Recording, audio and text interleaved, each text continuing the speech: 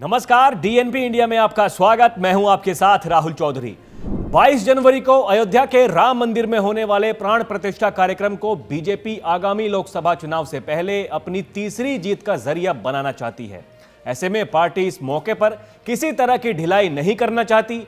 BJP अगले 3 महीने तक इसी बहाने पूरे देश में ऐसा माहौल बनाना चाहती है कि पार्टी को कहीं भी किसी तरह की चुनौती ना मिले और विपक्ष का मनोबल उठने से पहले ही दबा दिया जाए।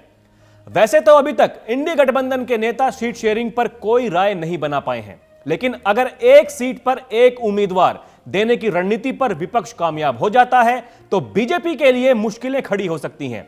ऐसे में पीएम मोदी ने खुद इस लोकसभा चुनाव को हल्के में ना लेते हुए पार्टी कार्यकर्ताओं को कम से कम 50% वोट पाने का टारगेट दिया है। पार्टी 50% से ज्यादा वोट शेयर हासिल करना चाहती है, क्योंकि अगर विपक्ष का एक सीट पर एक ही उम्मीदवार तय हो जाता है तो बीजेपी के लिए आधे से ज्यादा वोट हासिल करना ही इसका एकमात्र उपाय होगा। इसीलिए बीजेपी राम मंदिर के प्राण प्रतिष्ठा कार्यक्रम को अपने रामबाण के रूप में इस्तेमाल करना चाहती है। वैसे यहां सवाल यह भी है कि क्या विपक्ष एक सीट पर एक उम्मीदवार वाले फॉर्मूले पर सहमत हो जाएगा, क्योंकि लगातार बैठक पे बैठक होने के बावजूद भी हासिल होता कुछ दिख नहीं रहा है। गठबंधन अभी तक अपना संयोजक भी तय नहीं कर पाया है। सूत्रों का दावा है कि इंडी गठबंधन के नेता बिहार के सीएम नीतीश कुमार के नाम पर सहमति लगभग बना ही चुके थे, लेकिन पश्चिम बंगाल के मुख्यमंत्री और टीएमसी की मुखिया ममता बनर्जी ने इसमें अड़ंगा अड़ा दिया।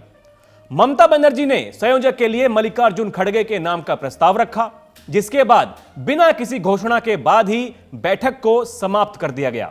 इस बैठक के बाद लगभग 1 महीने का समय बीत गया है, लेकिन अभी तक कोई सहमति नहीं बनी है, खाली दावे ही किए जा रहे हैं। बंगाल में ममता बनर्जी की टीएमसी पार्टी कांग्रेस की गठबंधन कमेटी से मिलना ही नहीं चाहती।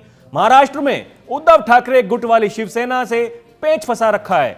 बिहार में नीतीश कुमार अलग ही तेवर अपनाए हुए हैं। दिल्ली और पंजाब में आम आदमी पार्टी सीटें छोड़ने को तैयार नहीं है। उत्तर प्रदेश में तो अलग ही खेल चल रहा है।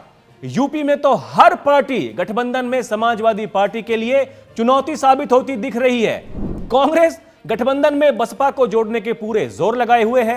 कांग्रेस चाहती है कि बीजेपी के खिलाफ सभी दल एकजुट होकर चुनावी मैदान में उतरें, लेकिन अभी तक इस चाहत को कोई मजबूती मिलती हुई दिख नहीं रही है। हालांकि पहले बीएसपी का विरोध कर रहे अखिलेश यादव के तेवर ठंडे जरूर पड़े हैं। खबरें हैं कि समाजवादी पार्टी राज्य में कांग्रेस को केवल 8 से 10 सीटें देने को तैयार है, जहां पर समाजवादी पार्टी कमजोर है, जबकि कांग्रेस की ओर से 15 से 20 सीटों की डिमांड रखी जा रही है। लेकिन बात कांग्रेस और समाजवादी पार्टी के बीच ही सीट बंटवारे पर खत्म नहीं होती। पश्चिमी यूपी में सक्रिय पार्टी आरएलडी भी 10 से 12 सीटों की डिमांड कर रही है। अगर बसपा की भी गठबंधन में एंट्री हो जाती है तो ऐसे में सीट शेयरिंग का यह पेंच और भी ज्यादा फंस सकता है। अगर इंडी गठबंधन को मोदी सरकार के विजयी रथ को रोकना है तो जल्द से जल्द सीट शेयरिंग पर सहमति बनानी पड़ेगी, नहीं तो विपक्ष के हाथ कुछ भी लगने वाला नहीं है। बीजेपी पहले ही इस रेस में काफी आगे निकल चुकी है।